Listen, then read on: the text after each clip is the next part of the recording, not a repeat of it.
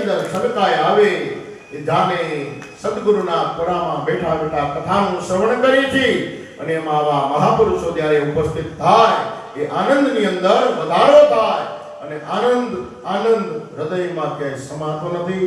પરમથી વધાર્યા છે એના આશીર્વચન આપણે લેવા છે. પરિવાર માટે કથાનો દોર લઈ લઈ અને ત્યાર પછી આપણે બાપુના આશીર્વાદ લઈએ. તો આવું આજ સુમંતને આજ્ઞા કરી કે જાઓ રામની સાથે. એને ખબર હતી કે વનમાં 14 વર્ષ સુધી ભટકવાનું છે, 14 વર્ષ સુધી જવાનું છે. એક દિવસની વાત નહોતી, 14 વર્ષની વાત હતી. અને આયમ છતાં પણ આજ જ્યાં મારા સ્વામી, જ્યાં મારા પતિ, ત્યાં જ હું આ સદગુરુના માતા પિતાના સંસ્કાર છું. સમર્થ ગુરુના સંસ્કાર હોય, માતા પિતાના સંસ્કાર હોય અને ઈ સંસ્કાર જો હૃદયની અંદર લાગી ગયા તો સમજો કે તમારો બેડો પાર થઈ ગયો. અને આવા જ સમર્થ સદગુરુ આપણે મળ્યા છે કે જેના સાનિધ્યમાં બેઠા બેઠા આપણે આવી રૂડી કથા સાંભળીએ છીએ.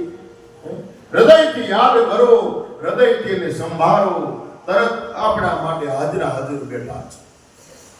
આવી પરમ પવિત્ર સદગુરુના સાનિધ્યની અંદર દિવ્ય કથા હાલી રહી છે અને એમાં સંતોની ઉપસ્થિતિ હોય તો આવો આપણે બાપુ પધાર્યા છે તેનું કન્યા બાપુને કહી સન્માન કરે અને ત્યાર પછી એના મુખારવિંદથી થોડા આશીષના શબ્દ આપણે સાંભળી.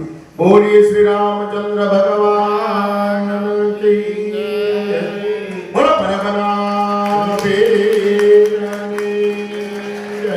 સત્ય સનાતન ધર્મ કી જય.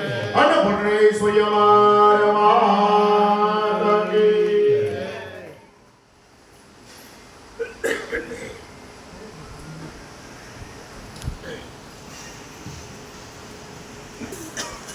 બોલો પરબના વીરની જય.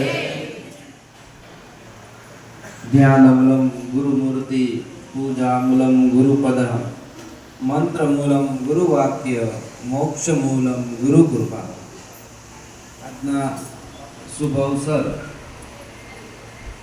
જે અમૃત આચાર્ય શ્રી આપને આપી રહ્યા છે અને સરસ મજાની જે અમૃત જે આપણા શાસ્ત્રોમાં કીધું છે કે જીવનને સાર્થક કરવા માટે ગુરુનો જે મહિમા છે એ આપણે સાંભળો અને જીવનમાં ઉતારીએ તો જ આ ભવસાગર આપણે પાર થઈ શકીએ. આપણા શાસ્ત્રોમાં કીધું છે કે ગુરુ બ્રહ્મા, ગુરુ વિષ્ણુ, ગુરુદેવો મહેશ્વર, ગુરુર સાક્ષાત પરબ્રહ્મ તસ્મૈ શ્રી ગુરુવે નમઃ. આ કલિકાળની અંદર આપણે ઈશ્વર તો જોયા નથી, મેં કે તમે કોઈએ નથી જોયા, પણ ઈશ્વર ગુરુના રૂપમાં આવે છે અને એ જ ગુરુને આપણે બ્રહ્મા, વિષ્ણુ અને મહેશ જે જગતનું સર્જન કરે છે, જે પાલન કરે છે અને જે કલ્યાણ કરે છે, એ સર્વ ત્રણે ત્રણ ત્રિગુણી જે માયા છે એ માયા ગુરુના રૂપમાં છે. આપણો જીવનનો અંત અને અંતના પછી દક્ષિણમાં જ્યારે જ આવી છે તો દક્ષિણમાં પણ આપણા ગુરુ મહારાજ આપણા જીવનના જે પણ કાર્ય હોય એના સાક્ષી રૂપી હોય છે અને એને એ જે ન્યાય આપે છે એ ન્યાય પ્રમાણે આપણું જીવન આગળ વધતું હોય છે. તો આવા શુભ અવસર અને રામચરિત્ર જે રામ ભગવાન કે જેણે આપણે જીવન જીવતા શીખવાડ્યું. આ બધા શાસ્ત્રો આપણે શું આ જીવનની અંદર આપણે આવી તો ક્યાં છીએ, પણ આ અંધકારની અંદર આપણે ખબર નથી કે આપણે શું કરવા આવ્યા છીએ. તો આવી અમૃત જે કથાઓ છે, જે વેદો છે, એનાથી આપણે આપણા જીવનને એ અમૃત રૂપી આપણે જો એને ઉતારીએ જીવનમાં તો જ આ કલિકાળની અંદર આપણું જીવન સાર્થક થઈ શકશે.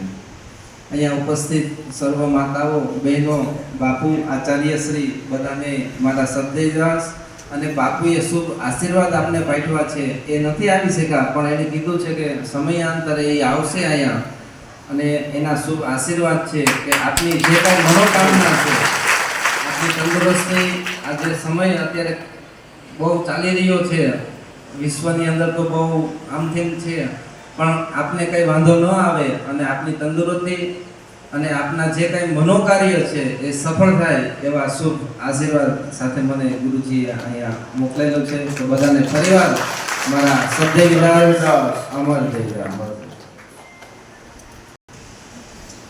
શ્રી રામચંદ્ર ભગવાન કી જય. પરબના પીરની જય. 51,111 રૂપિયા આપણે બપોરે પ્રસાદના દાતા છે ગોરધનભાઈ કરશનભાઈ રાદડિયા ઓનલાઈન આવેલા છે. હસ્તક ભીખુભાઈ, જોરદાર તાળી પાડો. 501 રૂપિયા સંધુભાઈ વલ્લભભાઈ મોવલિયા ગોરખપુર આવી જઈજો. આવી જાઓ, બાપુનું સન્માન સ્વીકાર કરો. 201 રૂપિયા ભાવેશભાઈ મણિભાઈ રાકોલી આકોલવાડી આવી જાઓ. 1000 રૂપિયા પ્રવીણભાઈ પાસાભાઈ લાલાવાડિયા હોય તો આવી જાઓ. આ ભાઈ ચેતનભાઈ આવી જાઓ. 200 રૂપિયા હરેશભાઈ જયંતિભાઈ દેવાણી.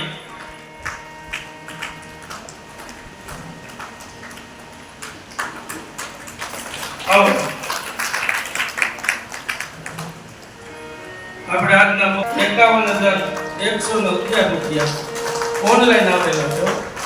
ગાંધીનગર બેઠા બેઠા એને સભાની પહેલા ચિંતા થઈ છે તો જોરદાર. આપણે તો જોરદાર ખાલી તાલી જ પાડવી, આપણે કઈ ને કઈ જેવું રૂપિયું એમાં તાલી તો પાડો.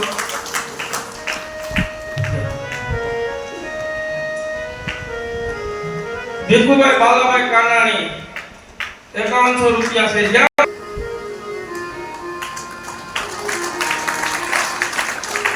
શ્રી રામચંદ્ર ભગવાન કી જય.